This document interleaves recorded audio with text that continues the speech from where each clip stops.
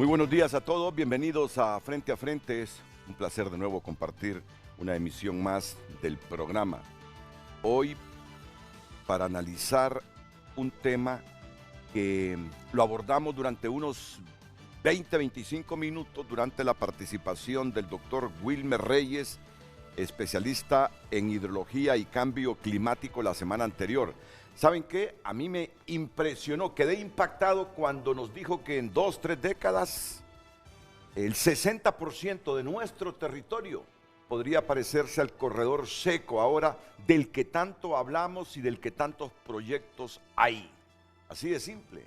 ¿No les impresiona a ustedes cuando escuchan una frase de esas? Esa fue la frase que me dijo, ¿verdad? Aquí lo estoy corroborando con él porque lo tengo a mi lado izquierdo, que en efecto, en pocas décadas, en 2-3 décadas, el 60% de nuestro territorio será parecido a todo el corredor seco.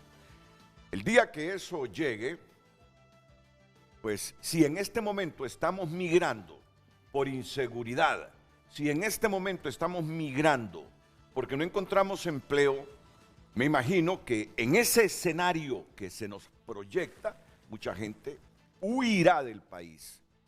No digo ni migrar, huirá del país, porque no tendrá alimentos, porque no tendrá agua, porque se volverá su estancia en Honduras invivible. Por eso me llamó la atención y estoy seguro que a ustedes también. Y les dije, aunque estemos ya en el juicio del expresidente Hernández, que también es de interés para nosotros, se lo dije la semana pasada, no nos importa, porque entre la vida y la muerte prefiero la vida.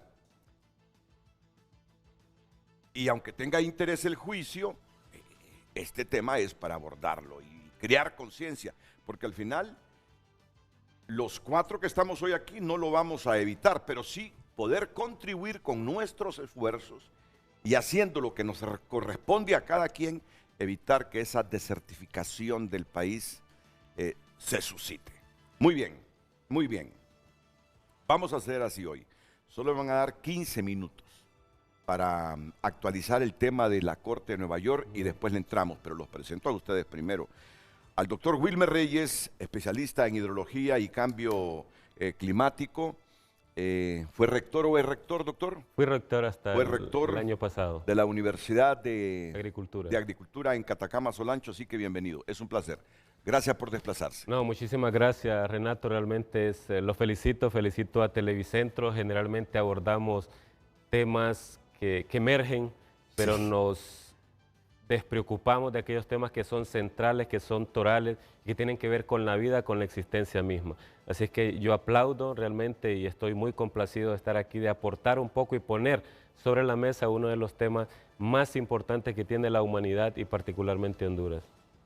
Presento también a don Mario Ardón, antropólogo y naturista, especialista en gestión integrada de recursos naturales, que al llegar me dice, Renato, ¿recuerda usted cuando lanzamos este libro y que yo vine al programa? Después de ese programa solo me quedaron 2 ejemplares. Aquí yo soy afortunado de tener por lo menos un ejemplar de estos. Ah, ¿lo tiene? No, este es el que tengo. Bueno, es suyo. Muchas gracias, doctor. Pero no es que se lo estaba pidiendo, doctor. Es suyo. No, pero presentí que usted me lo iba a dejar. Es suyo, yo lo traía. La Cigualepa, estudios sobre cultura popular tradicional aplicada. Miren, cuando llegué, les hice una broma. Hombre, hoy parece librería frente a frente. Y me dice el antropólogo Mario Ardón. Somos coautor con el compañero de varios libros. Ah, bueno, ya lo vamos a presentar. Coautores. César te mencionó, fue lo primero que hizo. Estos libros, me dice, por favor, lo vamos a compartir con César Quintanilla. Agroecología práctica. Agroecología práctica. Muchas gracias por estar aquí, don Mario Ardón. También con nosotros José Rodimiro Espinosa, productor y líder campesino del corredor seco. Los hombres que hacen que en medio de esa resequedad fluya de la tierra vida. No sé cómo lo hacen, nos lo va a explicar, pero también está preocupado, porque el asunto no es puede ilustrar cultivar. También. ¿Perdón? Lo puede ilustrar. Bueno. Una secuencia de fotos. El asunto es que si cultivamos en mejores condiciones, que cultivar en un corredor seco es mejor. Entonces hay que evitar que el corredor seco y todas estas características se extiendan al territorio nacional. No sé si me quedas viendo lucecita, como diciendo, ¿a qué hora me va a pasar? O tu mirada es porque te impresiona la temática. Vamos a ver, es que me quedo viendo así de perfil y con los ojos así, dije yo, ¿qué será? ¿Me está pidiendo que le pase? ¿O es que está preocupada por el planteamiento del tema? Lucecita, buenos días, bienvenida. Muy buenos días, licenciado Renato. No, estoy poniendo la atención a lo que está diciendo. Bueno. No, pero cambia esa mirada, porque la manera como me quedaste viendo así. No, es que me preocupa el tema también. Me preocupa el tema también. Gracias a los televidentes que están en sintonía de nosotros esta mañana. Compartimos con ustedes el tema del día. Recuerde que su opinión es muy importante y estaremos dándole lectura en el transcurso del foro de hoy. El tema del día. ¿Permitiremos que el 60% del territorio nacional se nos convierta en corredor seco? ¿Cuánta conciencia tenemos del problema que se nos avecina y la disposición para evitarlo? Sabes que estaba presentando a don José Rodimiro Espinosa. Perdón, no me despidan. Estaba presentando a don José Rodimiro Espinosa y que no crea él que lo relegué para nada. Fue que Lucecita con esa mirada me intimidó y tuve que pasarle. ¿Cómo está, don José Rodimiro? Bienvenido, buenos días. Buenos días, Renato, los amigos que estamos aquí en el estudio, amigos televidentes. Estamos aquí representando a Cosecha. Cosecha es una institución que trabaja, ¿verdad?, con campesinos, es asociación de productores para una agricultura ecológica y humana.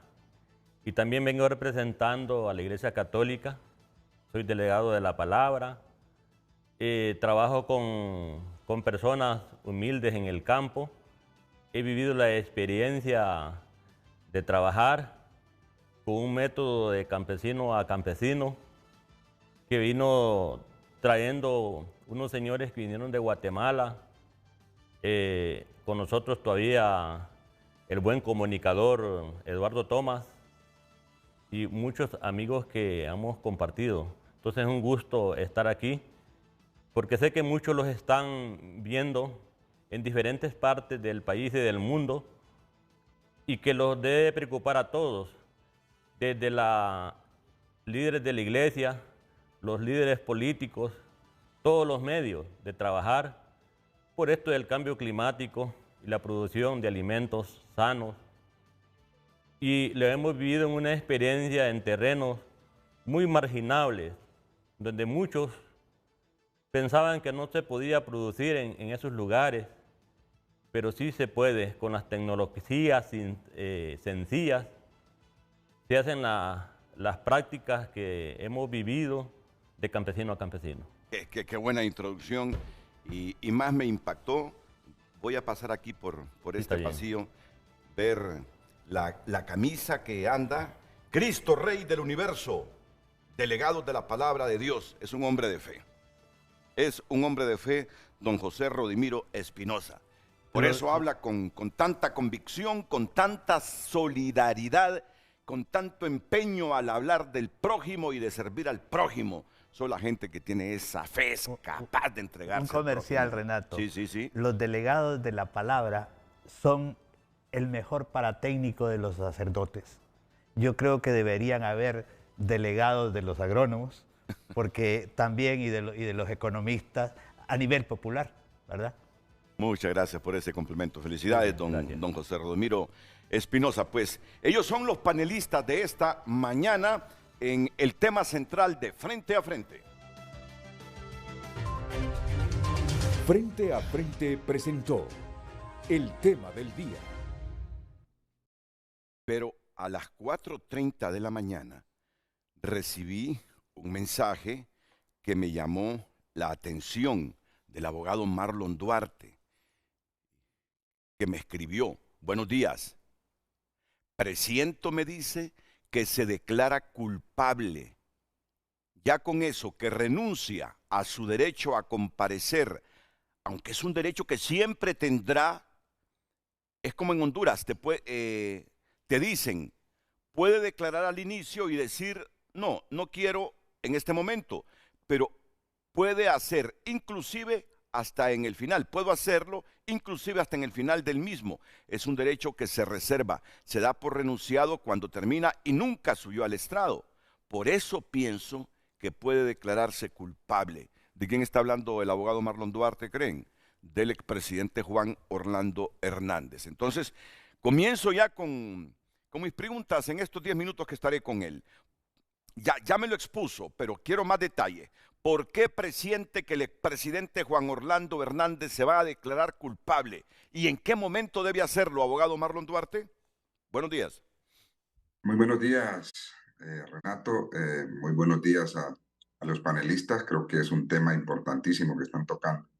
Casualmente venía bajando ayer para el lado de Amarateca, había un enorme incendio de protección y me bien cómo se llama la zona, se llama Protección y Mudacagua, aquí por el lado se mira de la Amarateca, se miraba el incendio, pero enormes proporciones, y creo que esto no es una situación que por el cambio climático, creo que alguien lo provoca, estos incendios, y a veces a los campesinos se les sale de la mano.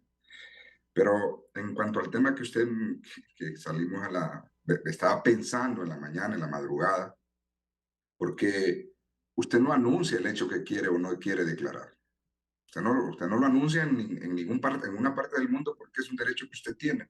Es un derecho que usted se lo reserva, el hecho de declarar. Porque algunos dicen que es que él va a testiguar, ¿no? Testigo es el que declara y confirma la tesis de la defensa, o declara y confirma la tesis de la fiscalía. Eso depende, pero el imputado o el acusado tiene un derecho de subir al estrado en Estados Unidos en cualquier etapa del proceso, y siempre y cuando no haya terminado los alegatos finales.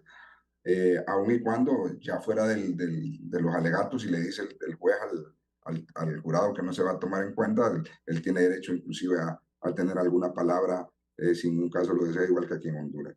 Y me llama poderosamente la atención el que lo anuncian, ese extremo, porque yo creo que el expresidente Juan Orlando Hernández siempre vino con aquella tesis de que él tiene la capacidad de defenderse, de rebatir. Yo sí creo que tiene la capacidad, pero no en las condiciones en que se encuentra. Le decía yo a un periodista de la cadena Televicentro que no es lo mismo subirse al estrado y querer declarar y contestar lo que usted quiere que le pregunten, y contestar lo que usted quiere contestar, a que le pregunte absolutamente de todo. Y ahí le podrían preguntar inclusive situaciones que tienen que ver estrictamente con la administración, con migración. Nueva York vive la peor crisis de toda la historia de Nueva York en este momento, ni cuando se fundó Nueva York en los 600, 700, cuando se permitía que se poblara por la despoblación que existía en su momento, que se paralizó en su momento, y esa isla donde está la Estatua de la Libertad servía, y otra isla prácticamente de aduana. Pero en este momento, Renato, el hecho de que los jueces, perdón, el jurado sea neoyorquino, que el jurado esté viviendo en Nueva York toda esa crisis de inmigración producto de la corrupción de muchos estados latinoamericanos, creo que eso lo ha puesto a pensar el hecho de subirse al estrado, aun y cuando él pueda tener las armas correspondientes para poder defenderse. Y quiero dejar claro, Renato, que para que nosotros podamos analizar desde el punto de vista muy particular y de acuerdo al conocimiento que tenemos nosotros aquí en Honduras, porque no somos expertos, ningún abogado aquí es experto en juicios federales, que son muy pocos. O sea, no todo el mundo en Estados Unidos se va a un juicio federal, pero para los Estados Unidos un elemento probatorio es válido, es admisible y es evacuable, y aquí en Honduras ni siquiera es admisible. Es decir, por ejemplo, hablan de unas libretas. En Honduras, si no hay una prueba documental pericial que pueda determinar el origen, y bien es el que se acredita por decirlo así, la fabricación de ese documento, tiene validez. Pero si el documento es apócrifo, como vemos, aquí en Honduras no es admisible. ¿Qué quiere decir apócrifo? Que no determina la autoría del documento. Es decir, no sabemos de quién es la letra, quién lo hizo, si el documento presenta alteraciones, si la tinta que fue utilizado, el nombre de Jo o de Tony, es puesta posterior a que se admitió la misma, en virtud que no existen fotografías del lugar y de la evidencia donde se encontró. En Estados Unidos, por ejemplo, admitieron unas llamadas de teléfono, que para mí todas las llamadas de teléfono son orientativas, son pruebas orientativas que se convierten en confirmativas si en realidad ocurrió el evento. Es decir, si estoy llamando que en un determinado lugar, en este momento va a aterrizar una avioneta con droga, esa es una llamada orientativa. Pero se convierte en confirmativa si al momento la autoridad llega al lugar y si efectivamente encuentran la evidencia, como tal se dijo en la llamada, pero de lo contrario, se convierte en orientativa y si la misma no fue confirmada, no puede ser admitida como medio de prueba. En Estados Unidos es totalmente diferente. Entonces, al ver ese escenario, que estas pruebas, que aquí ni siquiera son admitidas, en Estados Unidos son admitidas y usted las expone ante un jurado, no como aquí, que inclusive ya admitidas se exponen ante jueces, abogados con experiencia, capacitados para poder admitir y evacuar medios de prueba de acuerdo a la experiencia como abogados, de acuerdo a la experiencia y a la sana crítica como jueces, de acuerdo a la psicología que pueden tener los jueces aquí en Honduras. En Estados Unidos no. Esos medios de prueba se los va a escuchar gente común y corriente que a veces en su conocimiento de idiosincrasia no tienen la capacidad de discernir si un medio de prueba cumple con todos los requisitos de admisibilidad, que eso se encarga el juez. Al final el jurado lo único que va a decir si el señor o el imputado oiga, qué terrible es decir, el gobierno de los Estados Unidos o la población de los Estados Unidos contra Juan Orlando Hernández. Entonces, este jurado, que es de Nueva York, solo únicamente va a decir si es culpable o inocente. Por eso es que yo sigo sosteniendo que estos días puede llegar a una negociación y declararse culpable. ¿Por qué? Porque él ya se dio cuenta de todos los escenarios que pueden pasar. Y en segundo lugar, ya sabe que el 100%, no el 98, no el 95, el 100% de los hondureños que han sido juzgados en las cortes federales, todos fueron condenados a cadenas perpetuas. Y en segundo lugar, Renato, que para mí es lo más complicado, es el hecho que se está llevando este juicio en Nueva York.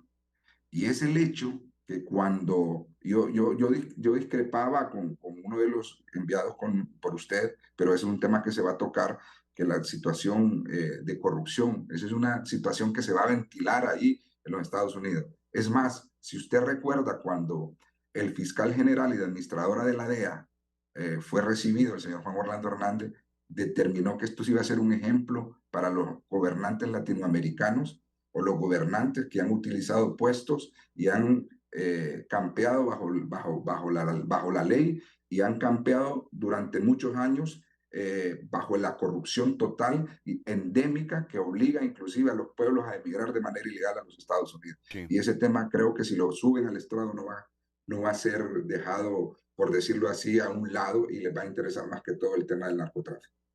Sí, hoy los medios hondureños coinciden que en este periodo el presidente Hernández mantiene abiertos dos caminos, pero solo podrá decidirse por uno.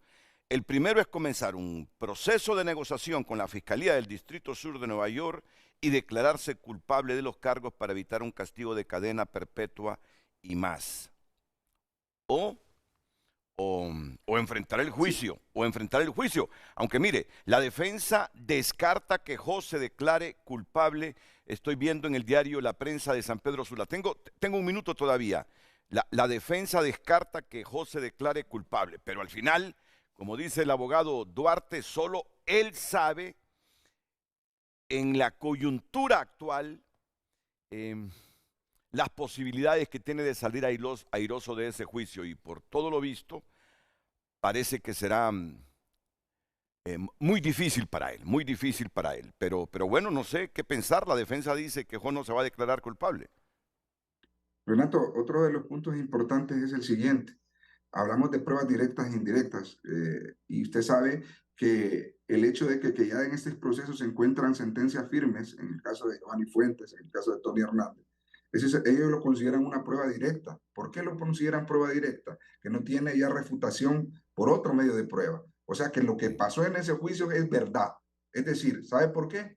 Porque un jurado, igual que los que están ahí y los que van a nombrar, declararon culpables a estas personas y los mismos se encuentran en carácter de firme el mismo. O sea, esa es una realidad que nosotros no podemos evitar.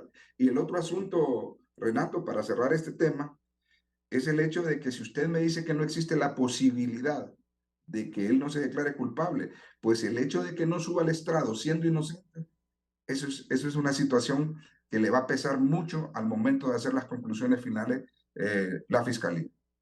Sí, el Heraldo también dice, Jo enfrenta una decisión crucial, negociar o ir a juicio.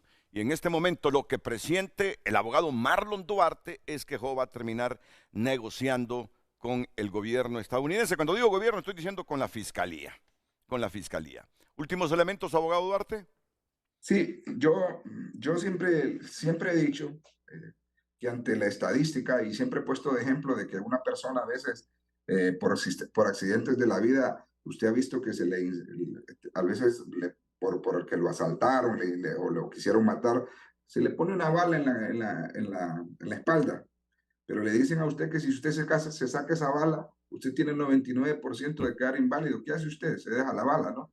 O sea, y yo le digo a la familia de él, yo la verdad que no la conozco, pero el hecho de que usted me diga que por el legado de Juan Orlando, que el partido, que los amigos, óigame, cuando esas personas están en ese lugar, lo más importante que usted puede tener es su familia. Ya lo demás, Renato, es extra. Y usted le preguntara en este momento a Tony Hernández si se arrepiente de haberse declarado, seguido a juicio, yo creo que él lo estaría pensando 10.000 veces al decir que se arrepiente totalmente en haberse expuesto al jurado en Nueva York. Y por las condiciones en que está, que dicen que son muy duras. Esa cárcel dicen que es de lo más duro. 1 hora de sol en un cuartito pequeñito. Abogado, le agradezco y vamos a ver qué pasa la otra semana. A la orden. Con este a la orden. Muchas gracias al abogado Marlon Duarte, Cristian Morazán en Nueva York, porque debemos conectarnos ya inmediatamente, porque si no, ya no quiero seguir interrumpiendo el tema. La verdad que este asunto de Jo es un asunto que mantiene pendiente a la población, por eso quise actualizar con comentarios de expertos la temática. Cristian Morazán junto a Xiomara Orellana y Óscar Estrada están cubriendo para Televicentro, para Emisoras Unidas y para tunota.com este juicio. Y entonces Cristian tiene 1 minuto para hacernos un resumen. Voy a esperar unos segunditos, si no, vamos a tener que sacrificar a Cristian esta mañana entonces. E iremos a la primera pausa para ya retornar con el tema. Lucecita Madrid, por favor, si nos puede repetir el título del programa para hoy. Así que vamos con Luz Madrid. Claro que sí, compartimos con ustedes el tema de hoy. ¿Permitiremos que el 60% del territorio nacional se nos convierta en corredor seco? ¿Cuánta conciencia tenemos del problema que se nos avecina y la disposición para evitarlo? Comparta su opinión, recuerde hacerlo a través de nuestro WhatsApp 9773-6065 y a través de cada red social Frente a Frente HN. El tema del día. ¿Permitiremos que el 60% del territorio nacional se nos convierta en corredor seco? ¿Cuánta conciencia tenemos del problema que se nos avecina y la disposición para evitarlo? Recuerde compartir su opinión a través de WhatsApp y a través de nuestras redes sociales.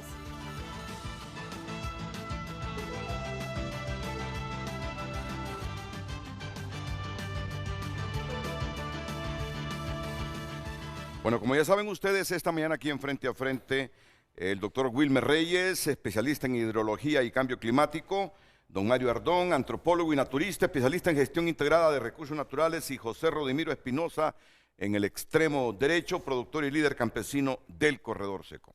Vamos, ¿por qué están ustedes aquí? Para que la gente comprenda la temática en su dimensión. Miren, no estamos aquí, Renato, para concientizar, no estamos aquí para alarmar, estamos aquí para invocar y para provocar la acción de todos en contra del cambio climático. Yo creo que el chance para la reflexión incluso ya lo perdimos y ahora tenemos que hacer acciones concretas para realmente sobrevivir en este marco, en este escenario global de cambio climático en el cual nosotros como países en vías de desarrollo, pero particularmente Honduras, tenemos una desventaja tremenda. Somos los que más somos golpeados de manera desproporcionada. Si no, mire los eventos recurrentes el 74 el Fifi, el 98 el Mitch, el 2020 el huracán Eta y Iota, y estamos en emergencia permanente en términos de agua, en términos de temperatura, en términos de sequía, y si no, mira la capital, gente con 2, 3 meses sin recibir agua. Nosotros en Honduras, para ponerle un ejemplo, producimos cada persona, usted, toda persona que está aquí, producimos más o menos 0.9 toneladas métricas de dióxido de carbono por año. Eso significa más o menos, con la población que tiene Honduras, 9 millones de toneladas métricas por año. Pero ahora comparémoslo con Estados Unidos, 330 millones de personas. 13 metros cúbicos de carbono per cápita por año. Eso es equivalente a 4.000 millones de toneladas métricas de dióxido de carbono por año los que se emiten.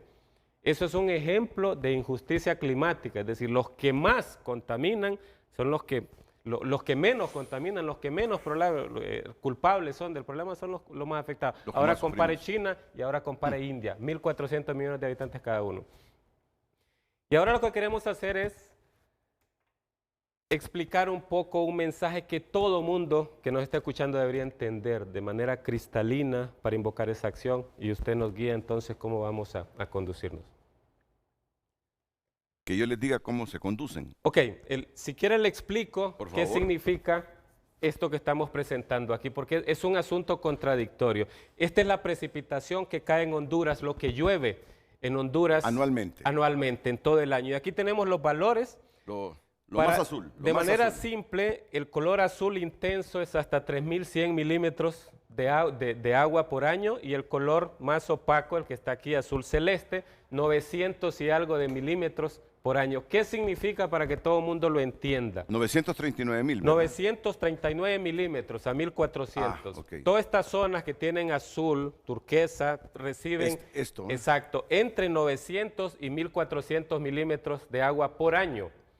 Y las zonas más azules, como esta que tenemos aquí, azul intenso, reciben entre 2.300 y 3.100 milímetros de agua por año. Ahí hay abundancia de agua. Ahí hay abundancia de agua. Pero para que todo el mundo lo entienda... Pero digamos, parte de la Mosquitia, no toda la Mosquitia, o sí toda la Mosquitia prácticamente, ¿verdad? Recibe bastante agua. El departamento de Colón... Y Atlántida reciben bastante agua. La parte sur de Honduras... El Pacífico recibe bastante agua, particularmente la zona costera, y la zona fronteriza con El Salvador también recibe bastante agua. Y aquí es... el lago de Yohoa. El lago de Yohoa, sí. Ok. Pero ¿qué significa esto para que todo el mundo lo entienda en casa? Sí. Si nosotros hablamos, por ejemplo, de una zona que recibe 3.000 milímetros de agua por año, significa 3 metros cúbicos de agua por cada metro cuadrado. ¿Qué significa eso? Que si el agua que cae la podríamos almacenar, tendríamos una columna de agua, casi todo este estudio, de 3 metros de agua. Ese es el agua que cae en Honduras. ¿Y cómo es posible que tengamos sequía? ¿Cómo es posible que tengamos realmente problemas extremos de racionamiento de agua en la capital? Es decir, toda esta agua que cae realmente es impresionante, pero de todo lo que cae, 4 o 5% es lo máximo que aprovechamos. Por si alguno se está preguntando, pero cae en la Mosquitia, no cae ahí en Tegucigalpa. Pero hombre, si lo más fácil es al almacenarla aquí, trasladarla con la tecnología que hay ahora, ¿cómo no la va a trasladar a otro sitio? El lugar más seco de Honduras recibe casi 1 metro cúbico por agua por año, el lugar más seco. ¿Cuál es el lugar más seco del país? Toda la zona del corredor seco. Explíqueme cuál es la zona del corredor seco. Ahorita lo vamos a ver en las siguientes láminas para graficar exactamente el corredor seco. Pero quería ilustrar, porque el problema de Honduras no es agua, el problema es manejo. Y miremos las principales cuencas hidrográficas que están aquí. Imagínense aquí, por ejemplo, solo el Patuca drena aproximadamente 24.000 millones de metros cúbicos al año. Eso se pierde, se va al océano. Imagínense si nosotros pudiéramos de alguna manera colectar y almacenar toda esa agua, podríamos tener agua en cada milímetro de este país sin ningún problema. Sí. Siguiente, por favor. Y quiero explicar aquí cuál es realmente el problema de Honduras. Ya dije que el problema no es agua. Sí. El problema es almacenamiento, el problema es recarga. Y la mejor forma de explicar eso es una cuenca hidrográfica. Esto que está aquí es una cuenca hidrográfica, lo que está en rojo. ¿Por qué se le llama una cuenca hidrográfica? Porque cada gotita de agua que cae aquí va a drenar al mismo lugar, que es este. Esto es una cuenca hidrográfica. Cada gota de agua que cae aquí, estos son los límites, la vamos a retener aquí, la vamos a medir aquí. Va a drenar, no puede ir para otro lado, va a drenar aquí. Esas son las cuencas hidrográficas de Honduras. Ahora, ¿qué es lo que está pasando? ¿Por qué no tenemos recarga y almacenamiento en las cuencas hidrográficas? A ese es el punto que vamos en la siguiente lámina. Si tiene alguna duda, me dice, por favor. El principal problema de las cuencas es que no hay almacenamiento de agua. Sí. Imagínese usted que usted llueve y esa agua que llueve inmediatamente usted la lleva hacia sus casas a través del grifo. Pero a su casa llega agua dos veces al día, 2 veces por semana. Y hay 5 días que no le llegan agua a su casa. Entonces, ¿qué es lo que hace usted? Mientras está lloviendo, el agua está llenando. Pero ¿qué pasa si usted no almacena? Entonces se va a quedar 5 días sin agua. Lo que usted hace es aprovechar esos 2 días que le llega de agua y manda al tanque de reserva, manda a la cisterna que tiene y eso le sirve para los 5 días que no va a tener agua. Pues lo mismo pasa en las cuencas hidrográficas. Cuando el agua llueve, si no se almacena en las cuencas hidrográficas, el agua así como llueve, drena y se va y la perdemos. Y tenemos que asegurarnos entonces de que ese recipiente, que se llama cuenca hidrográfica, cuando llueve almacene toda el agua y nos la vaya liberando de manera lenta. Cuando usted tiene agua en verano crudo y usted mira ríos caudalosos, ¿y de dónde viene el agua? No, eso no es magia, es que se almacenó en ese reservorio que se llama suelo en las cuencas y nos permite liberarla de manera paulatina. Pero cuando usted tiene cuencas hidrográficas como esta, con pérdida intensa de cobertura vegetal, con incendios, con un montón de prácticas como estas, en pendientes arriba de 80% completamente desprotegidas, es como cuando usted pavimenta una calle. Toda el agua que cae, espérela abajo. Yo estoy comprendiendo, espero que usted también. Yo estoy comprendiendo porque lo estoy explicando de la manera más sencilla. Yo estoy comprendiendo lo que está diciendo él, ni siquiera lo interrumpo porque para mí lo está diciendo de la manera más pedagógica y espero que usted también lo esté comprendiendo. Y ese es el mensaje que todo mundo que nos esté escuchando puede entenderlo. La siguiente, por favor. O sea, solo permítame, o sea que tenemos que evitar esto. Tenemos que evitar eso, es lo que nos está diciendo. Tenemos que asegurar de que nuestras cuencas hidrográficas funcionen como esos tanquecitos de reserva que tenemos en la casa. Que cuando llueve nosotros los llenamos, o la cisterna, que cuando nos llegue el agua la llenamos y eso nos permite entonces en la época que no nos llegue el agua poder tener. Pero falta una explicación elemental, de primaria, falta el ABC. Cuando tenemos este comportamiento de tala, de arruinar la tierra, de quemar, entonces, ¿qué efecto tiene esto en la cuenca hidrográfica? Manera de resumen. De manera simple, no hay infiltración del agua, por lo tanto no hay almacenamiento de agua. Es decir, el agua no se mete al suelo. Se desvía hacia quebradas, riachuelos y se va al océano. Cuando no se puede introducir en el suelo, drena por la superficie, va arrastrando el suelo, va arrastrando la capa más fértil y nos quedan suelos desérticos. Muy bien, muy bien. Completamente desérticos. Y mire el efecto, a veces uno mira las cuencas hidrográficas, quiero explicar esto de manera simple para que en casa no se nos vayan a confundir.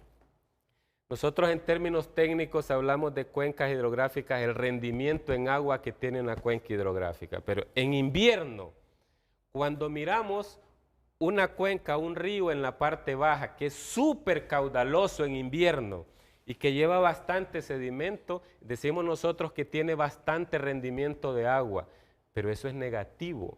Cuando usted mire que está lloviendo intensamente y tenemos aquellos ríos bastante crecidos, preocúpese por 2 razones. Uno, porque todo el agua que está llegando está yéndose del sistema y le va a provocar inundaciones. Segundo, preocúpese porque si todo el agua que está llegando está saliendo del sistema, va a tener en verano nada de agua para aprovecharla y va a tener en verano ríos completamente secos. Siguiente, por favor. Y tenemos esto que es típico en Honduras. a veces la gente cree, digamos, que el agua, es decir, hoy recibimos más y recibimos menos. No, en realidad lo que cambia es qué es lo que tenemos en transpiración, en evaporación y en precipitación, pero el agua es básicamente la misma. ¿Cuál es el problema? En la zona sur, a veces hablamos de la zona sur y decimos la zona seca. Hay zonas, partes de la zona sur, y ahí lo vimos en el mapa, que reciben casi 2.000 milímetros de agua, 2.000 litros de agua por metro cuadrado, más que en la capital, más que incluso en zonas centrales del país. Pero ¿qué ocurre? Le caen en 2 meses, le caen en 3 meses y tienen 9 meses de sequía. Lo que tenemos que hacer es que esa agua que cae no nos caiga en esos 3 meses, sino que distribuya. Pero si cae en esos 3 meses, almacenarla con cobertura, almacenarla con manejo de cuencas y paulatinamente nos lo va liberando en el transcurso del año. ¿Quieren que les diga algo? Cuando yo escucho manejo de cuencas, hasta hoy comprendo con amplitud qué nos están diciendo cuando se habla desde la institucionalidad del Estado, lo vengo escuchando desde hace décadas, de proteger esas cuencas, el cuidado con nuestras cuencas. Como ¿cuántas cuencas existen en el país? 13 de las más grandes y 25 y algo de las y todas descuidadas. La mayor parte. Todas descuidadas. La mayor parte. Ahí entendemos entonces por qué el problema. ¿Y el corredor seco es así por la naturaleza o es que ahí no asumimos un comportamiento adecuado y por eso se convirtió en corredor seco? Es una combinación de factores que los vamos a ver en estas láminas que vienen ahorita. Si quiere podemos cambiarlo. Y ya voy con ustedes, pero mire, hay que comprender el ABC de las cosas. Estamos empatados. Mire, qué interesante y qué bien, Renato, que lo escucho, porque usted así como introdujo el programa, porque casi siempre vemos las hojas, pero nos olvidamos de las raíces. Mucha gente habla de migración y no atiende las causas estructurales de la migración. A veces hablamos de cambio climático y hablamos de que hay sequías, que hay inundación, pero en realidad no entendemos qué significa eso. El mensaje es que así como usted, todos los que nos están viendo puedan entender de manera cristalina cuando les hablan de cambio climático, qué significa esta cosa, cuando les hablan de cuenca y que se la imaginen. Ese es el punto, porque en la medida tenemos la capacidad de imaginar, tenemos la posibilidad de hacer acción. Y quiero dos minutos para que entremos al corredor seco específicamente, porque quiero hacer exactamente el mismo ejercicio pedagógico con la parte climática. Todo mundo nos enfocamos en el cambio climático y hablamos del efecto de invernadero y el CO2 y esas cosas, pero ¿qué significa esa cuestión? ¿Cuáles son esos modelos climáticos? ¿Cómo funcionan? ¿Cómo eso nos afecta a nosotros? En términos simples, los modelos climáticos es simplemente modelar las condiciones del clima en una región determinada. Eso es, se utilizan variables físicas como la temperatura, la precipitación, el tipo de vegetación, el suelo, el océano, etcétera, para tratar de simular cuál es el clima de una región. ¿Qué nos dicen estos modelos globales? Ahorita nos dicen que en el caso de Centroamérica, como está aquí, la temperatura va a incrementar entre 1.5 y 6 grados en el escenario más complejo, digamos, a 6 grados. Pero a veces alguien dice, bueno, cree que es como pasar de invierno a verano o de época seca a época lluviosa, donde hay 3, 4 grados de temperatura. No, pero 3, 4, 5 grados de temperatura, 3 grados de temperatura de diferencia pueden implicar un problema serio en plagas y enfermedades, un problema serio en la duración del ciclo de cultivo. Si no váyase, por ejemplo, a cultivar maíz a 1.300, 1.400, 1.500, 2.000 metros y va a ver que en la parte del valle el ciclo del maíz es 3 meses. En estas zonas que tienen una temperatura de diferencia de 5 grados menores, el ciclo le puede durar 9 meses, hasta 12 meses. Un parto. Exactamente, un parto. Vamos a la siguiente. Esto es en temperatura, nos dice que hay que incrementar eso. En precipitación, estos modelos globales nos dicen que la temperatura para Honduras, específica, la precipitación, se va a reducir entre 10 y 30%. Y la siguiente nos dice, en el caso de la siguiente, por favor. La siguiente lámina, por favor. En el caso de la humedad del suelo, nos está diciendo que se va a reducir hasta en 30%, se podría reducir la humedad del suelo. Imagínese el corredor seco, que la humedad del suelo generalmente se mantiene en 15, 20%, en nada. Si eso se reduce, es decir, esa zona va a quedar completamente desértica. Entonces, eso es lo que nos dicen, digamos, todos estos modelos climáticos. Siguiente, por favor. Y así en términos simples, para el caso de Honduras, la precipitación podríamos tener hasta 25% menos de precipitación en Honduras, y en el caso de la temperatura, entre 1.5 y 5 grados hasta 50, 60 años adelante. Pero eso significará completamente una modificación de toda la zona agroecológica, de toda la zona ambiental que tiene el país. Y ahora sí, yo creo que con eso nos queda claro cuando hablamos de cuencas, cuando hablamos de que el problema no es agua, el problema es manejo. Ahora nos vamos a enfocar en el corredor seco, que es lo que nos trae aquí al programa, porque es una de las zonas de mayor preocupación, no solo para Honduras, no solo para Centroamérica, para el mundo. Porque usted nos dijo hace aproximadamente 10 días que si esto sigue así, si no hacemos nada para revertirlo, ¿en cuánto tiempo me dijo que se habría extendido en un 60% en todo el territorio nacional las condiciones que priman ahora en el corredor seco de Honduras? Vamos a mostrar esos mapas, pero le anticipo. Nosotros en términos de 10 años el corredor seco podría ser un 60%. ¿En 10 años? En 10 años. Y si lo llevamos a 2 décadas, más o menos en 71%. ¿El territorio nacional? ¿En 10 años? En 10 años el 71%, en 10 años el 60% del territorio nacional. 64% del territorio nacional tendrá las condiciones de corredor seco que llamamos actuales. Y en 2 décadas el 71% del territorio nacional. Que vamos a explicarlo, también vamos a hacer ese ejercicio pedagógico de qué es el corredor seco, porque todo el mundo también habla del corredor seco, pero ¿qué es eso? Yo lo que me imagino es una zona árida, pero árida, y estos hombres hace poquito me han sacado de ese error. Es decir, que es árida, pero ellos con tecnologías... Pero la cultura y la gente con sus conocimientos y con cosas profundas. Por ejemplo, usted dijo ahorita un parto.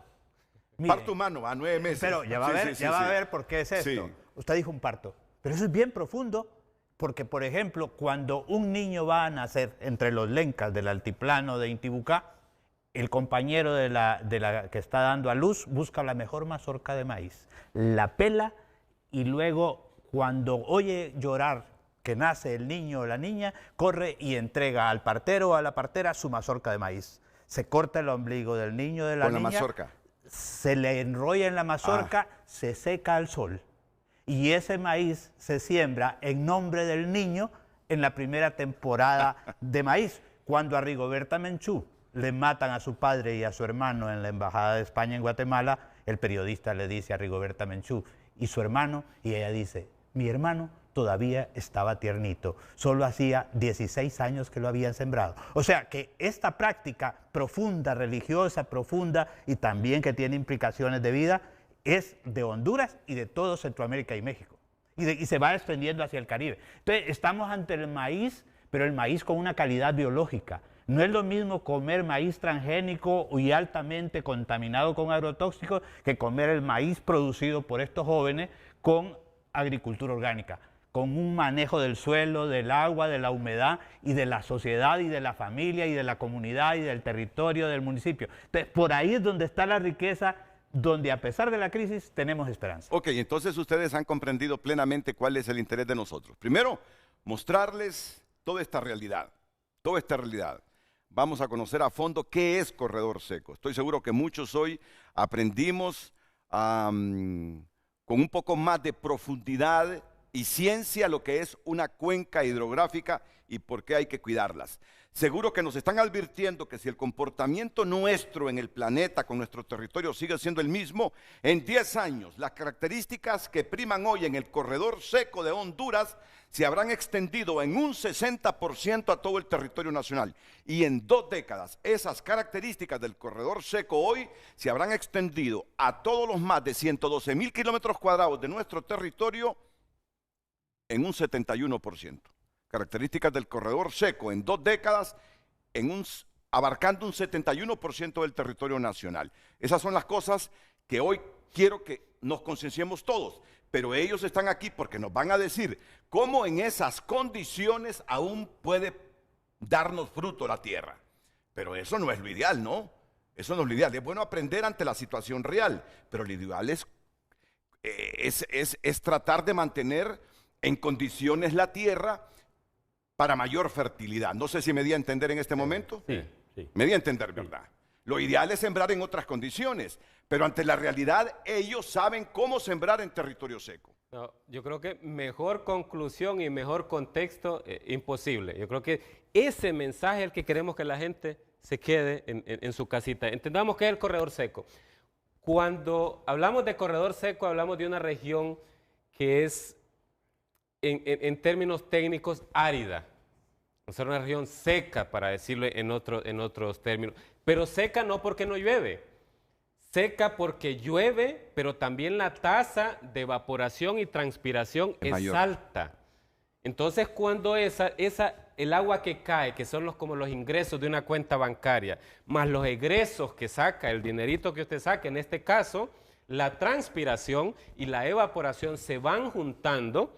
Entonces, cada vez usted va teniendo menos agua disponible. Y si no cuidamos las cuencas puede hidrográficas, llegar a un peor. déficit. Claro. Puede llegar a un déficit. Es decir, que lo que saque de la cuenta bancaria del agua, en este caso, sea mucho mayor que lo que realmente tenía ahorrado. Claro. Entonces, cuando hablamos de corredor seco, hablamos de esa zona que tiene esas características, pero básicamente hablamos de una región que tiene entre 4 y 6 meses, lo que está ahí como en anaranjado, son zonas que tienen de 4 a 6 meses secos, que no llueve nada o que llueve poco. Sí, lo anaranjado, todo lo anaranjado. Lo anaranjado. Y lo rojo son las zonas del corredor seco que tienen más de 6 meses secos. Entonces, cuando alguien escucha corredor seco, estamos hablando de esas zonas que tienen 4 o 6 meses completamente secos. Y casi siempre coincide con las épocas en cuales la gente siembra. Mire, esto me sirve para ir con esa proyección suya. Una década más, si no hacemos algo, ya le vamos a decir qué es lo que debemos hacer. Una década más, si esto sigue así, todo esto rojo se va a extender al 60% del territorio nacional. Aquí miran ustedes el mapa de Honduras. Todo esto rojo es donde más de 6 meses al año pasa seco, ¿verdad? Ok, en 10 años el 60% estaría así, en 20 años el 71% estaría rojo, o sea, seco. Eso que usted está diciendo lo vamos a ver en los mapas que siguen de esa proyección, pero es exactamente lo que usted está diciendo. En esta zona del corredor seco son 10 millones de personas las que viven. En el caso de Honduras, 2.5 millones de personas, Renato, están experimentando una situación difícil en esa zona. En toda esta zona, miren. Sí. Son zonas de sequía severa y de estrés hídrico. 8 de cada 10 personas, 8 de cada 10 familias agricultoras viven en pobreza y pobreza extrema en la zona. Viven de subsistencia, actividades básicamente granos básicos. 70% viven en inseguridad alimentaria y a veces nos explicamos ¿y por qué la gente migra? Óigame, es un asunto de sobrevivencia. Vivir en condiciones así es realmente difícil. Ok, entonces nos hablaba por qué es corredor seco, ¿ya lo explicó? Ya, sí. Okay. Ahora vamos a la siguiente. Este es el corredor seco de Honduras, exactamente lo que está allá, pero para que tengan una idea, aquí está lo rojo, de 4 a 6 meses secos significan 34,000 kilómetros de todo el territorio de Honduras. Y la zona más seca de 6 meses o más seco representa 21,000 kilómetros. Hoy día el corredor seco de Honduras representa el 48% del territorio. No sé cuánta gente sabe eso. Casi el 50% del territorio es corredor seco. Primera vez que lo escucho. Ok. Siguiente. Y aquí vienen las proyecciones. Siguiente, por favor. Aquí vienen las proyecciones. Sigamos. Sigamos a la siguiente. Quiero quedarme aquí un breve, solo 30 segundos para explicar esa cuestión de los modelos. 30 segundos, sí. Comienzo a contabilizarlos en este momento. 30 segundos el asunto de los modelos. Cuando se modela el mundo, toda la Tierra, las escalas son bastante grandes. A veces un solo cuadrito de esos puede explicarse en el caso de Honduras y eso no nos resuelve la situación a nivel de campo. Eso significa que tenemos que hacer algún trabajo técnico para que lo que nos dicen los modelos globales realmente sea útil para un agricultor o en una parcela determinada. Sigamos con la gráfica, por favor. Sigamos la siguiente, por favor. Después de esa, vamos a irnos a la gráfica, a la siguiente. a la siguiente. La siguiente, y ahí nos vamos a quedar. Esta es cómo varía la precipitación en Honduras desde el 2006 al 2022. Lo que nosotros hacemos es agarrar esos modelos globales que a veces nos echan todo en un solo saco y desagregarlos para que alguien que está allá en una parcela pueda hacer un balance hídrico, pueda saber cuánta agua tiene, pueda saber su temperatura, etcétera. Es decir, agarramos todo eso global y lo llevamos a una escala pequeña donde un productor pueda usarlo. Y aquí tenemos entonces las proyecciones del corredor seco de Honduras. Siguiente, por favor. Estas son gráficos de cómo está variando la precipitación en Honduras y la siguiente, aquí nos vamos a concentrar. La siguiente, ahí, ok. Este es el corredor seco actual. Mire qué significa aquí. Esto mide la aridez. La aridez es qué tan seco es cada milímetro del país en este momento. Los datos que les mostré a partir de un análisis que nosotros hemos realizado de calcular la aridez, es decir, qué tan seco es esa zona, que en realidad lo que hacemos es dividir la precipitación entre la evapotranspiración, es decir, dividir los ingresos de agua sobre los egresos del agua y eso nos da un índice. Entre más cercano a cero es el índice, más árido es una zona. Es decir, usted llega a un lugar donde se pega lo que ingresa con lo que se va. Eso es aridez. Eso es aridez. Es como una cuentecita bancaria. Es decir, usted tiene ahorros, va sacando, lo lleva al cero, ese es el balance. ¿Cuántos en nuestras vidas hemos dicho alguna vez, esa tierra es árida? Pero ¿cuántos entendíamos el concepto de aridez? La diferencia entre lo que cae y lo que se evapora. Por eso decimos, esa tierra ahí en el sur, en ese corredor es árido, pero no es porque no llueve, eso ya lo entiendo, es que no es porque no llueve, sí llueve. El problema es que como hemos descuidado las cuencas hidrográficas, además de que por las temperaturas hay bastante evaporación. ¿Voy comprendiendo? Si yo comprendí, ustedes están comprendiendo. Por eso es que es árida esa tierra. Entonces, ¿qué nos quiere decir? Porque después pasamos a lo siguiente. ¿Y cómo hace esta gente para cultivar, para producir en esa tierra árida? ¿Cuáles son esas tecnologías? No, ya no lo van a explicar. Ahora, él va a terminar aquí ya en este momento. Dos láminas más y terminamos. Mire, los colorcitos rojos que están ahí son las zonas más áridas de Honduras, los colorcitos rojos que están ahí, los más intensos. Y quiero que le preste atención a cómo esos colorcitos rojos se van incrementando. En lo que vemos en el mapa, esto es equivalente a 56% del territorio que está en situación de aridez. Ahora vamos a la siguiente. Una proyección, el escenario a 2029. Mire cómo ha variado los colores rojos. Mire cómo ha variado los colores rojos. Se han extendido. La intensidad del rojo se ha extendido para el 2029. Eso significa 62%. Al 2029, 62%. Estamos hablando de 5 años. 5 años de aridez. Vamos a la siguiente. El escenario al 2035. Mire los colores rojos y me quedo ahí un segundo. Parece que se está incendiando todo el país. Parece que se está incendiando y eso representa el 67% del territorio nacional. Y si le proyecto las otras láminas, hasta los próximos 30 años usted se podría preocupar. ¿Las tiene? Ahorita no, pero sí las tenemos. Quizás en el transcurso del programa las podemos sacar. Pero esa es la realidad. Pero el mensaje que queremos transmitir es que necesitamos más acción. Ya la reflexión ya pasó a segundo plano, necesitamos más acción. Necesitamos, como decía al principio, soluciones y acciones serias para un problema que es realmente serio. Vamos a ver cuál es la palabra correcta. ¿Podemos revertir esto que estamos viendo? ¿O qué? ¿Podemos mitigar los efectos de lo que estamos viendo? ¿Cuál es la palabra correcta? ¿Qué podemos hacer para evitar, por ejemplo, que más territorio nuestro se convierta en corredor seco? Podemos mitigar, podemos adaptarnos y muchas de estas zonas todavía se pueden prevenir. Nosotros estamos complementando este análisis y diciendo, bueno, si nosotros recuperamos cobertura vegetal a la misma dinámica que el corredor seco va ampliándose, también podríamos reducir como en 15% las áreas que podrían ser Eso es impactadas. prevención. Eso es prevención. Mitigar. Mitigar es hacer acciones, digamos, que el daño que provoque no sea tan fuerte. Eso es mitigar, es decir, y la prevención es, por ejemplo, yo vengo y tengo problemas de sequía. Bueno, ¿cómo mitigo? Utilizando variedades que se adapten mejor a condiciones secas. Eso es mitigación.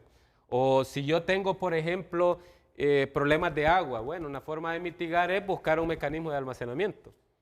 Y la prevención es precisamente cómo aseguramos de que ese reservorio que se llama suelo o cuencas hidrográficas realmente se mantengan con cobertura, etc.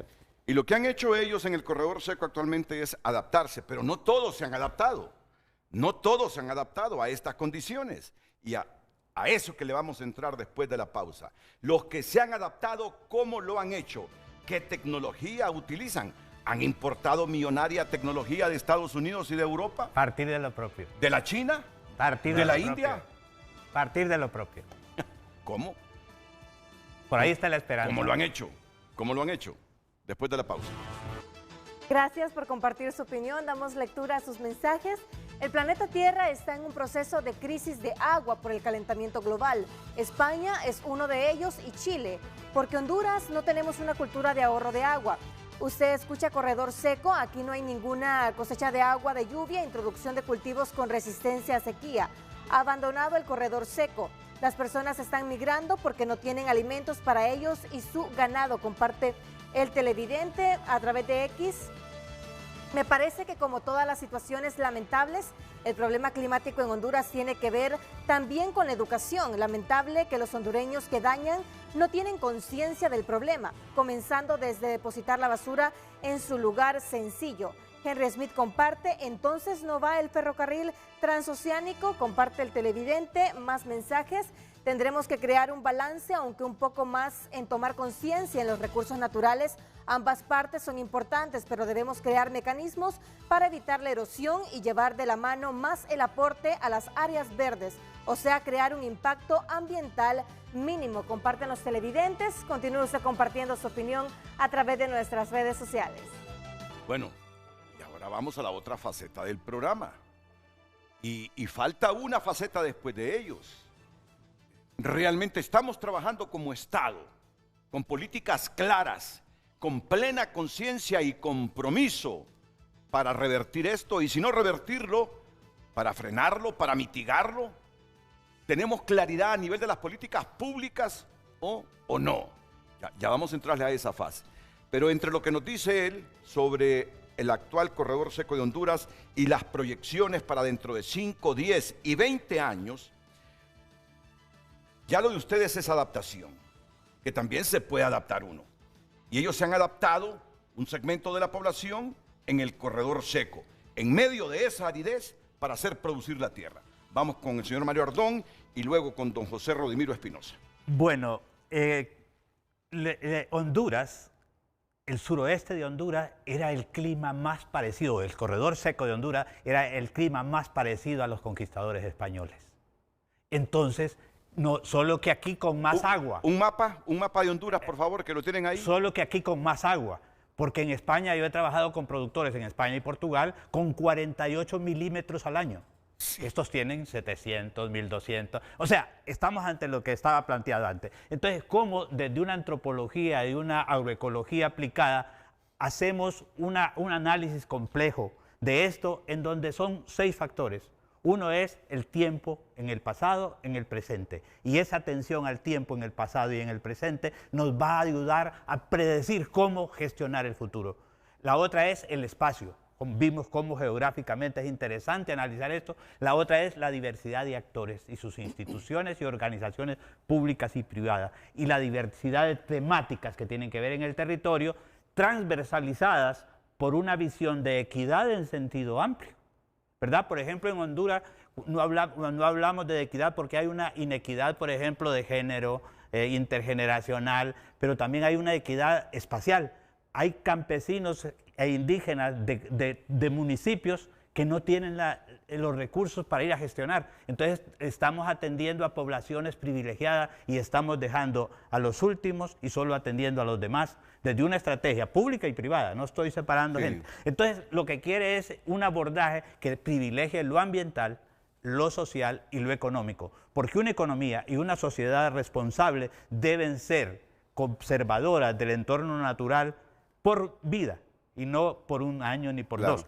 Entonces, ese aprendizaje complejo debemos, junto a la gente, debemos apropiarnos de la historia, de la geografía, como hemos visto ahorita, de la ecología y de la sociología y de la economía juntas, ¿verdad? Muchos le tenemos miedo a la complejidad, pero esto es un problema complejo que se va a resolver en la medida de que aprendamos los líderes, los periodistas, los políticos, los economistas, el cúmulo de profesionales de nuestro país, aprendamos junto a la gente a gestionar nuestros recursos escasos y los que disponemos. No podía esperar menos. Que quiero decir algo. No podía esperar menos desde la visión de un antropólogo la forma integral como nos está explicando la problemática. Hay una cosa, hay un concepto que con los campesinos e indígenas manejamos bien, que es el concepto de agua verde y de agua azul. De toda la precipitación que cae sobre un territorio, el 65% lo retiene la vegetación que tenemos sobre el terreno y el manejo del suelo.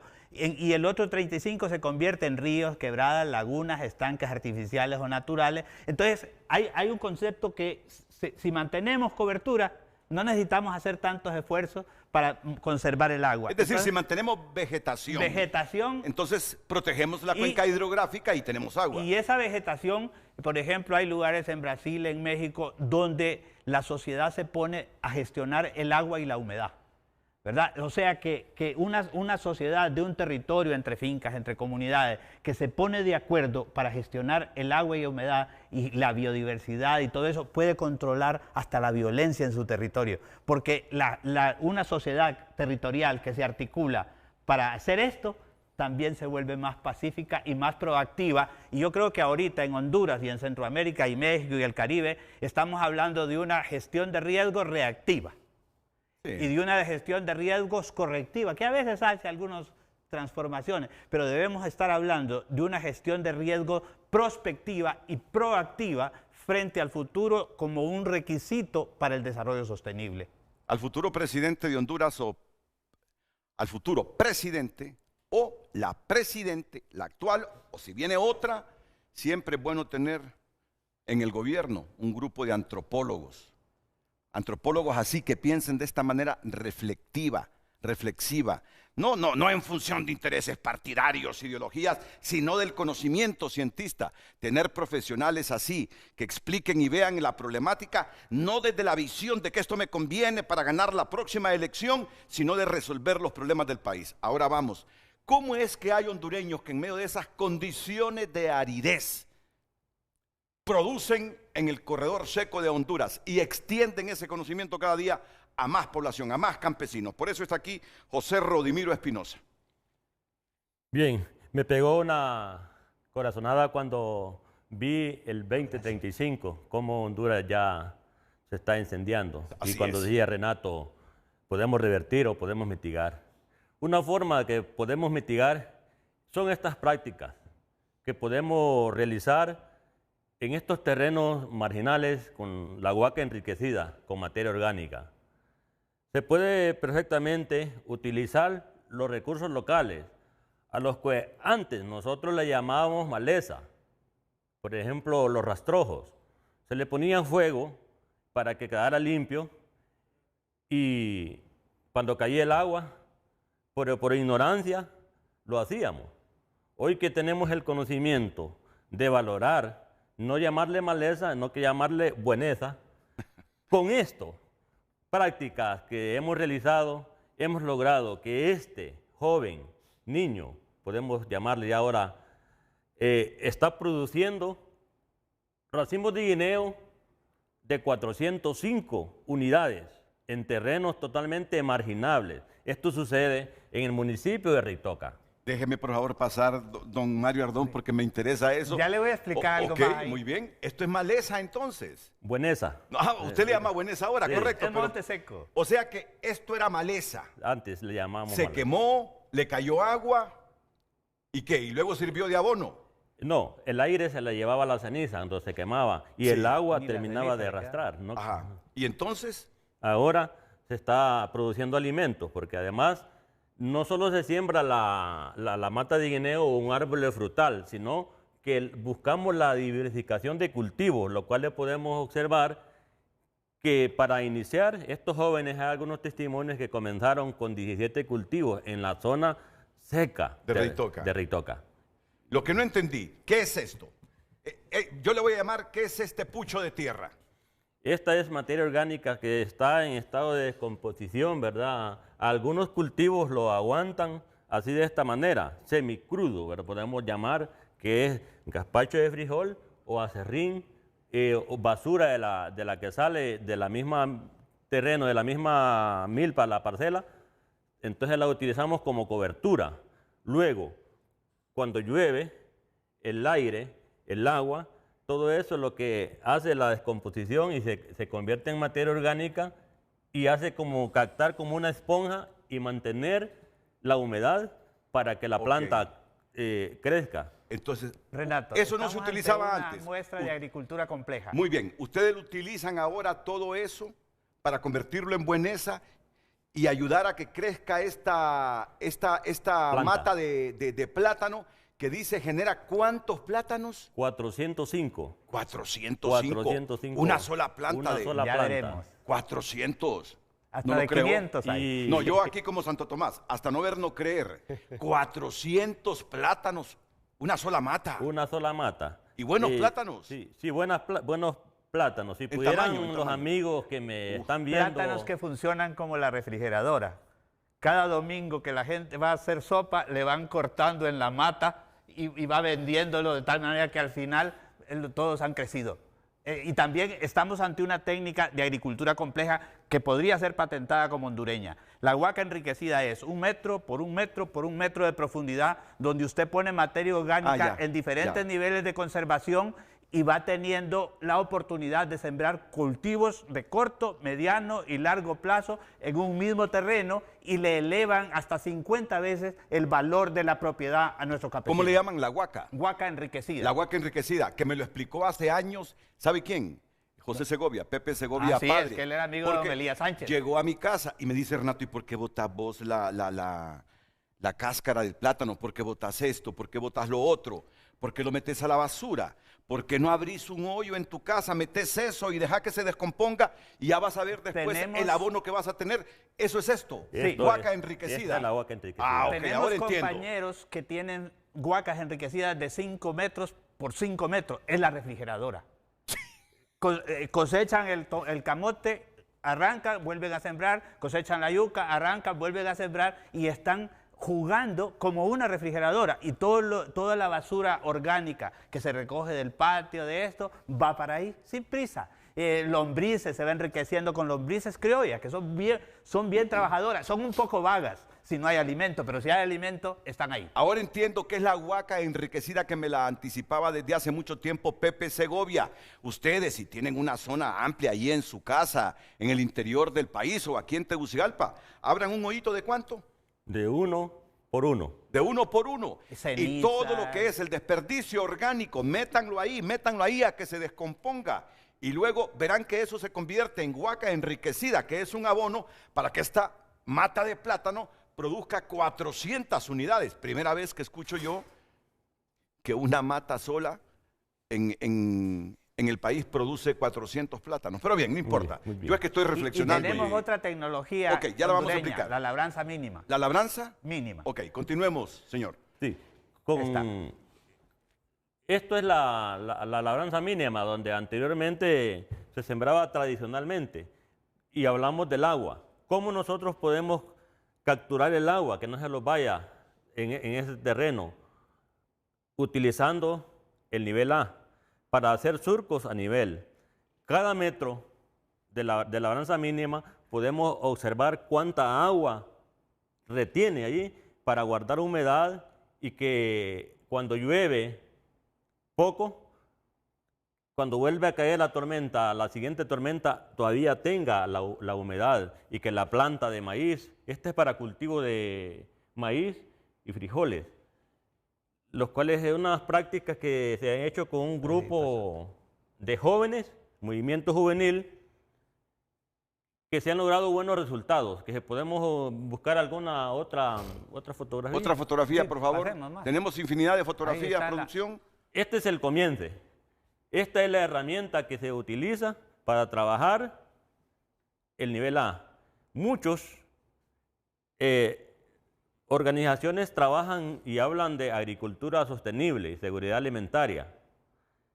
Pero una forma de enseñarle a la gente es trabajar con la gente, no para la gente. Enseñarle a la gente cómo va a hacer un aparato A y cómo va a hacer un trazo a curva a nivel para que ellos sean los protagonistas y que hagan el desarrollo, ¿verdad?, en su terreno. Son jóvenes que en estos momentos están ellos mirándolos desde allá, que se han de sentir orgullosos y alegres, ¿verdad? ¿Cómo le llaman a esto? Aparato A. ¿Y esto qué es? ¿Es cualquier Es para seguir la palo curva al nivel. o es bambú? ¿Qué es No, esto? esta es madera rolliza. Madera que rolliza. se encuentra. ¿Y esto qué hace en producir más?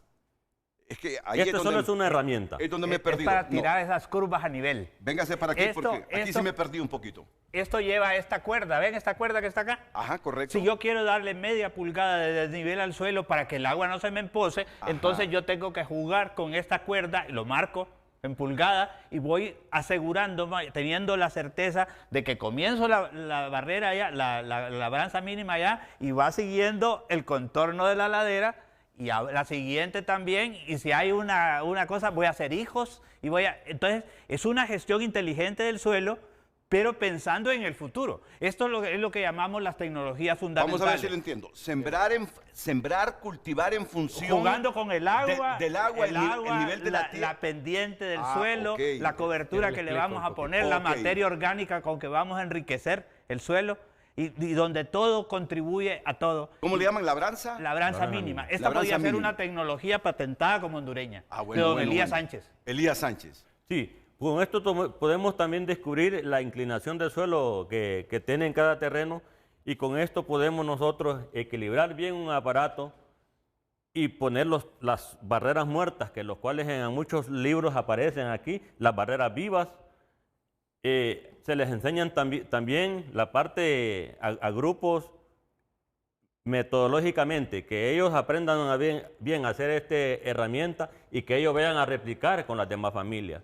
Aquí estamos con un grupo de promotores y promotoras voluntarias, los cuales han estado en proceso de capacitación y han ido a enseñar con mucho amor. O sea, que a otros. no hay que haber pasado por la universidad o ser un experto en matemáticas para hacer eso, ¿no? No, aquí es una persona, lo puede hacer cualquier persona que se les enseña cómo hacer este trabajo.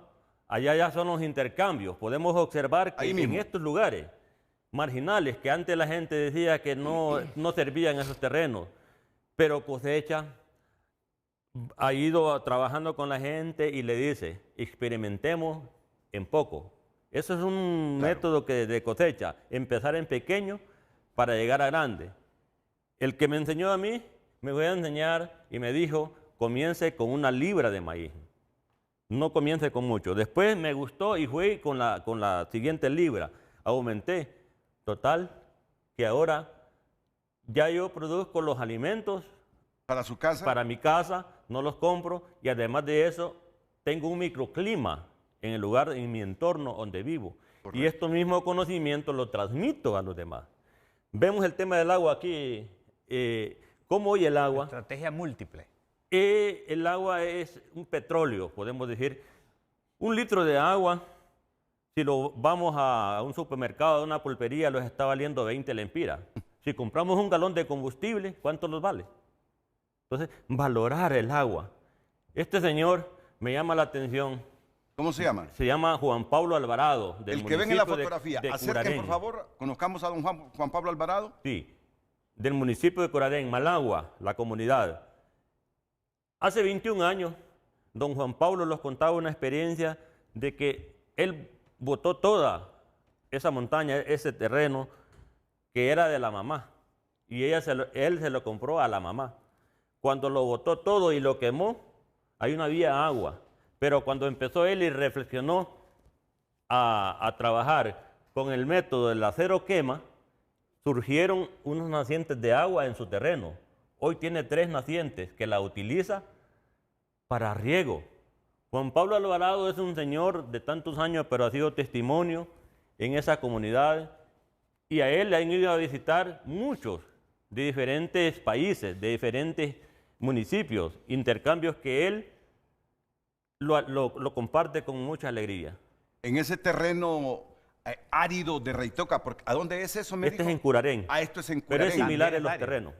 Surgieron esas 3 nacientes cuando él dejó de manejo. hacer prácticas erróneas. Ah, correctamente. Y con el Sí, manejo con el adecuado manejo, de la tierra. año y medio, 3 años, y además crece la gente por dentro, porque crece en autoestima, crece en conocimiento, crece en capacidad de enseñar, crece en habilidades pedagógicas que no fueran posibles si no es con ese aprendizaje en contexto. Claro, claro. Y a lo largo de la vida. Claro. Sigamos, señor Espinosa. Sigamos viendo, porque Oye, tenemos pongamos varias. otra fotografía. Podemos ver Diferentes aquí, estrategias. esta también es en Curarén, amigos, ¿verdad?, que conocimos. Cuando hablamos de que un campesino puede producir pescado, tilapia, la gente pensaba que hay que ir hasta el río, a ir a traer. Pero con los conocimientos de cosecha que los ha venido capacitando, enseñando, podemos captar el agua lluvia. Esta es de agua lluvia. Son pozos excavados. Se profundiza el pozo, se hace lo largo que quiera y se repella con cemento, Sí. Todo tecnología arena. local. O empezamos primero con barro, ¿verdad? Vemos que también cuando se hizo con el barro, la misma evaporación, Absorbía la el misma agua. también absorbía un poco, Correcto. duraba un poco. Pero esta tecnología, la gente está tan empoderada porque dice, yo puedo producir tilapia allí en mi casa, ya no ocupo ir a río o ir a comprarla. Y agua para arriba. Y agua para riego. Un campesino que lleve un pescado en el plato de la comida es favorito, es rico, porque cada uno de nosotros, los que vivimos bajo algas. este tema Pero eso de sirve campesino para a campesino, ya experimentamos y gozamos. Cualquiera puede estar diciendo, y es agua verde, Más y es agua fértil. verde, y ahí tener tilapia y pescados. Estas son algas.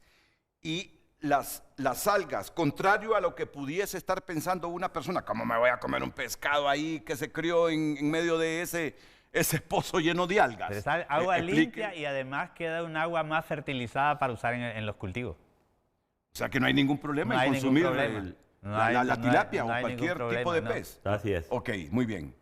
Entonces, ¿eso dónde es? Lo de la tilapia. Este es en Cacaguá, Curarén, Ah, también en Curarén. en Curarén. Que es uno de los municipios más pobres del país. Hemos Correcto. trabajado Pero como en hay- 10 municipios del trópico Hay seco en los mucha últimos gente 20 que años. con estas nuevas técnicas va mejorando sus condiciones de vida.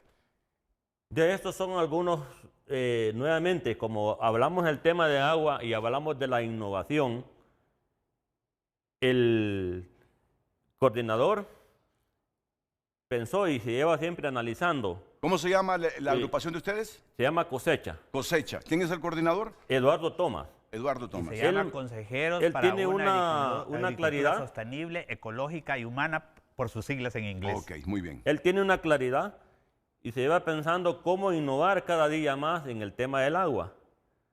Entonces, con un molde, se mandó a hacer estos pozos, verá, en las comunidades donde no hay totalmente agua. Ahí sí una comunidad de Junquillo que allí no lleva agua. Ahí la única agua es la que cae en el año en el Del techo, techo. y poder captar esa agua, lluvia, y echarla ahí. Junquillo. Junquillo, Jurisdicción Reitoca. Reitoca. Esa agua, la gente la va sacando, no la administra de una manera que es sorprendente. Lo más que saquen ellos es medio barril de agua diario, ahorita, en estos tiempos, porque captaron el agua en los meses que llovió hasta noviembre, diciembre, enero, febrero, marzo, abril, mayo, son los meses que son críticos ahí en este corredor seco. Entonces estas familias administran el agua. También se ha trabajado con el tema de las represas de arena. Estas represas de arena, esta es en Guajiniquil, Reitoca. Sí, amigos que los están viendo, ¿verdad? ¿Cómo se puede construir una represa de arena? Una represa de arena hay que buscar, no es en cualquier sitio, porque hay que buscar la parte que sea firme en el piso abajo y los paderones.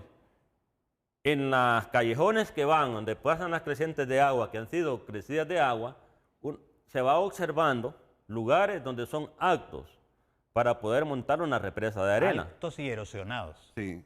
Y entonces ahí trancar, ¿verdad? Y entonces, ¿por qué represa de arena? Represa de arena y agua. Ahora a estas alturas, esta represa ya está cubierta, está la otra, cubierta de arena, pero abajo tiene algún filtro y una válvula y se saca el agua y sale agua clarita. En esta de aquí, algunas familias, allí es un lugar totalmente que no tienen agua para nada, en esa comunidad del Llano Reitoca. Las familias hicieron algunos agujeros en la parte alta y fueron a sacar agua. Luego coordinamos con la Iglesia Católica para que ellos tengan un filtro para que purifiquen el agua y tomen agua purificada de esa represa de arena. Entonces han sido algunos logros que se han obtenido. Ok, ¿no creen hondureños que yo, con poder, yo les sacrifico 2 instituciones de las que tenemos actualmente, o 3 instituciones, y algún ministerio? ¿Qué harían ustedes con 1.000 millones de lempiras anuales? Esto lo hacemos sin agrónomos. Ok, yo crearía un ministerio con este perfil de funcionarios. Ese es mi sueño, Renato. Crearía un ministerio con el perfil de estas personas que tengo hoy aquí en frente a frente. Tener 25 técnicos buenos y 2.000 campesinos y moveríamos la agricultura familiar campesina de pequeña escala y mediana en este país. En cuestión de horas, asumiendo la presidencia, y después de un estudio previo para no perder el tiempo, yo le sacrifico 3, 4 instituciones de las que tenemos actualmente, llenas de activistas políticos, y no solo ahora, sino que en las décadas pasadas también. Se las sacrifico, Renato, y ese presupuesto lo utilizo en crear una institución con este perfil de personas. Ya tenemos, Renato, con la Red de Desarrollo Sostenible, un método que en 3 días, con una asamblea de 120 personas por departamento, tenemos una aproximación más amplia que profunda al territorio. Tenemos un video de 5 minutos, si quiere verlo, ya lo vamos a pasar, de Copán, que nos ayuda a hacer esa lectura junto a la gente y a planificar junto a la gente de acuerdo a la percepción de los últimos 100 años del territorio municipal hasta ayer. Doctor Wilmer Reyes, antes de ir a la nueva pausa comercial. Solo quisiera rescatar lo que han dicho para poner eso en el contexto del tema que estamos hablando del corredor seco. Si ven todas las prácticas que han estado mencionando, lo de las huacas enriquecidas, lo del uso del nivel A para sembrar en contra de la pendiente, lo de los estanques para conservar agua, para la producción de peces, para la fertilidad la fertilidad de los suelos tiene básicamente 2 propósitos: conservar agua, ¿cierto?, la humedad del suelo y conservar nutrientes. Pero aparte de eso, darle usos múltiples al agua, que ese es el problema central del corredor seco. Cómo mantener el agua con el uso que llamaban allá la bueneza, por ejemplo el mulch en las parcelas, cómo almacenar los nutrientes y conservar el agua a través de las huacas enriquecidas, cómo aprovechar el agua para producir alimentos adicionales como los peces, pero también no hay que cerrarle la puerta a nuevas tecnologías actuales que pueden venir a potenciar todas las prácticas que los agricultores ya tienen. Y ese es el reto, cómo integramos conocimiento tradicional o ancestral con conocimiento reciente que pueda integrar en un sistema que sea sostenible la productividad en el corredor seco.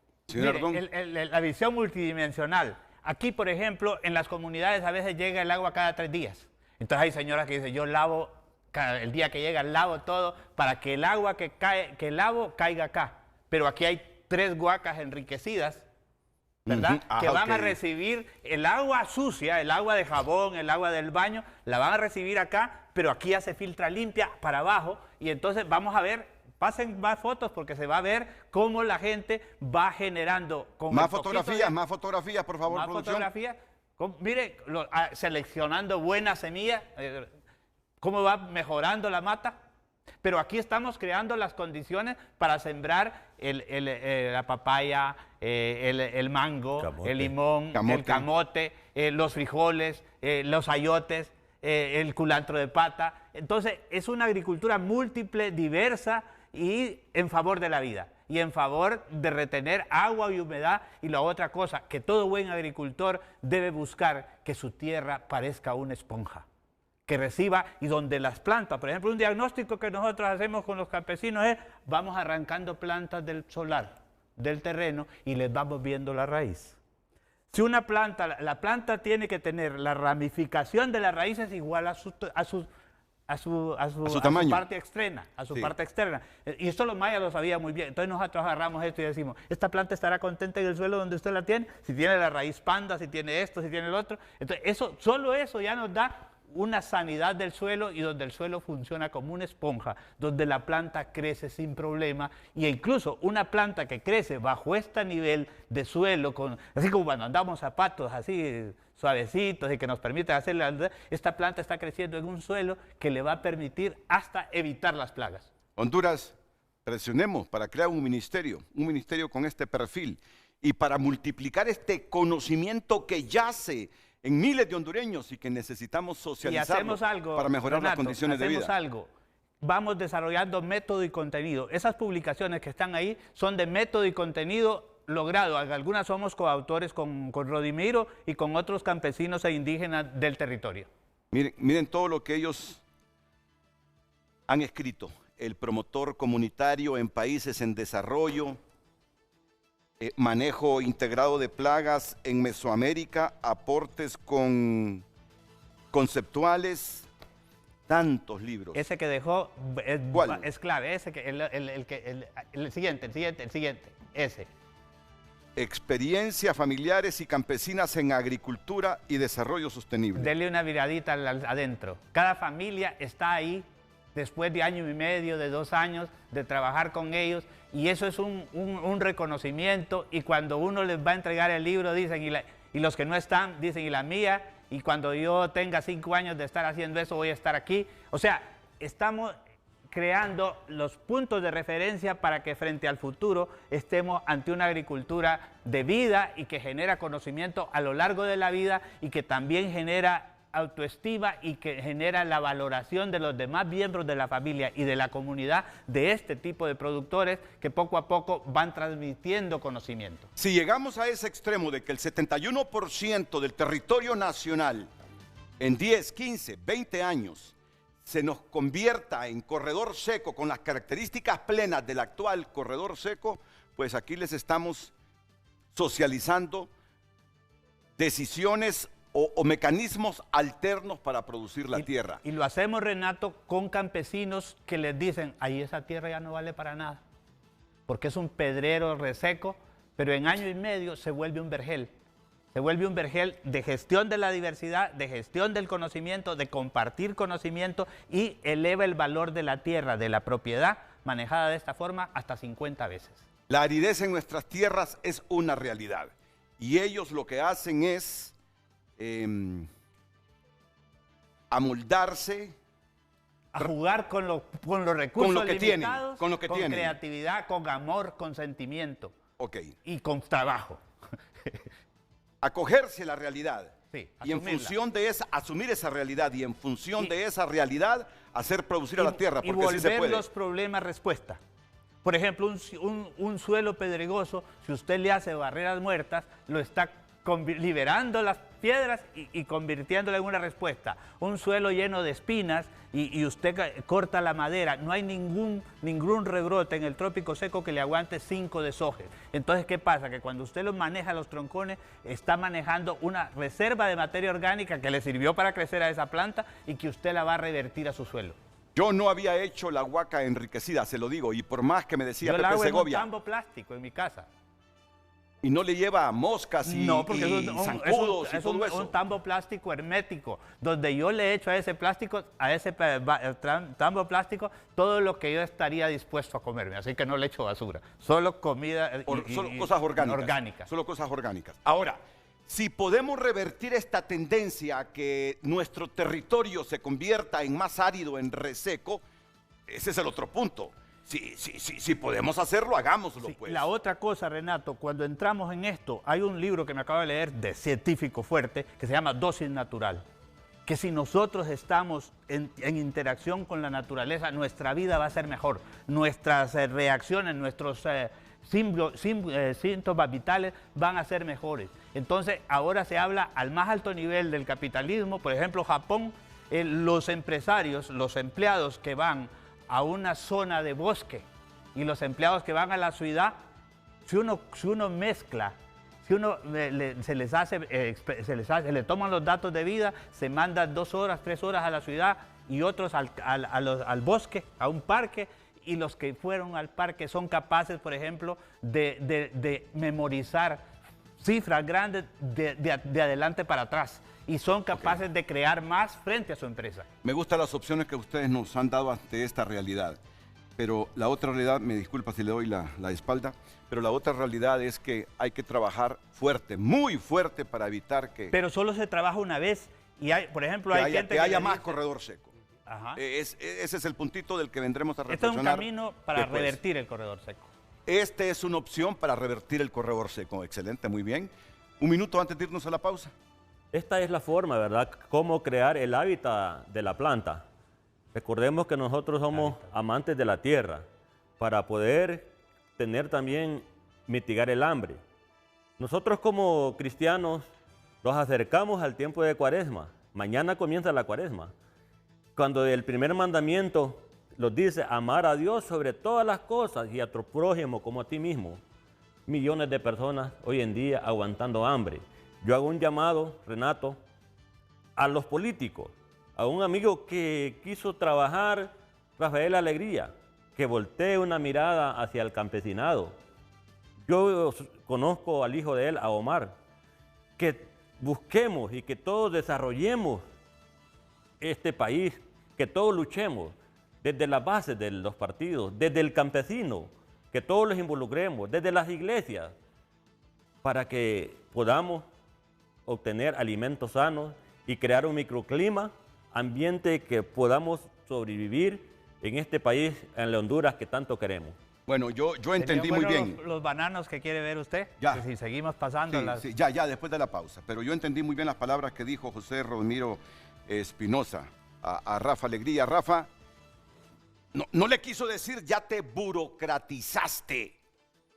Ya tu idea es andar organizando campesinos para otros menesteres y no facilitándoles conocimiento para que hagan cultivar la tierra. Yo entendí que lo que le dijo José Rodimiro Espinosa a Rafa Alegría es, por favor, no te burocratices. No nos des la espalda. Volvé al Rafael Alegría de hace décadas, que socializa el conocimiento, que se acerca a la gente, pero a ese tipo de gente, no a las cúpulas. Qué buena reflexión de un cristiano previo a la Cuaresma. Pausa y volvemos. Continuamos dando lectura a sus comentarios. Leona Fabiola comparte los efectos del cambio climático y ya están en Honduras hace muchos años atrás. Los que somos de Tegus lo sentimos en el clima. No hay conciencia, falta de educación y responsabilidad ciudadana. Prohibir el plástico de un solo uso y prohibir las invasiones porque han destruido los bosques. Héctor Flores comparte, debemos ser más conscientes y poner manos a la obra. Tenemos que organizarnos como comunidades y hacer un plan de reforestación a nivel nacional. Es tiempo de actuar. Debemos tomar conciencia desde el hogar, escuelas, trabajos y empresarios, etcétera, para no causar un impacto ambiental negativo porque se necesita el desarrollo de un país, pero debemos de salvaguardar los bosques, que es nuestra casa. De ahí viene la vida y el desarrollo económico.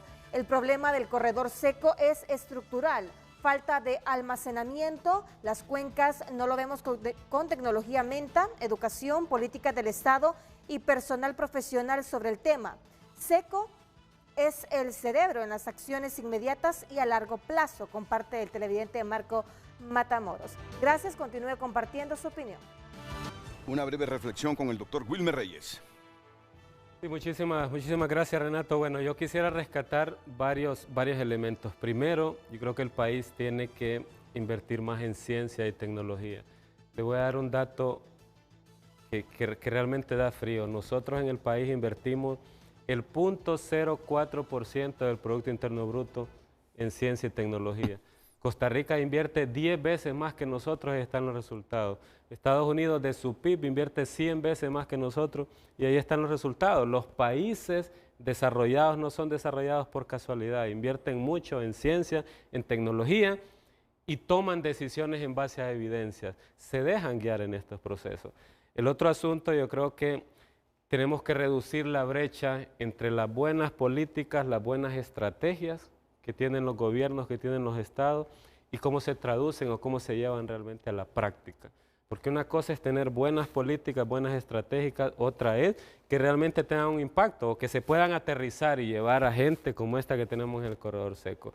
Y el otro elemento que quisiera destacar es, tenemos que priorizar y organizar la inversión. Mire, es impresionante la cantidad de recursos que se invierten desde el Estado, desde el gobierno, desde la cooperación, pero a veces ni siquiera, ni por casualidad nos cruzamos en coordinar esfuerzos. De esa forma no se hace desarrollo. Y usted tiene en 30 segundos también una sugerencia al Estado de Honduras para cómo integrarnos todos. Yo tengo una sugerencia de que me encantaría servir de lazo articulador entre la interinstitucionalidad para que hagamos una sola lectura más amplia que profunda desde la comunidad, desde el municipio, desde el departamento, desde el país y ver la región para trabajar un buen punto de partida de forma rápida frente al futuro de lo que deberíamos hacer, tanto la inversión pública como la inversión privada. Ahí en esas zonas hay racimos de plátanos. 500, desde 300 hasta de 500. De mi alto. De la altura de don Mario Ardón, de la altura de Mario Ardón. Muéstrenos, por favor, señor Espinosa, esos plátanos que se producen en algunas zonas áridas del país. Los estamos viendo. Bueno, teníamos video, pero lamentablemente ya no tenemos tiempo. Y utilizando la huaca enriquecida.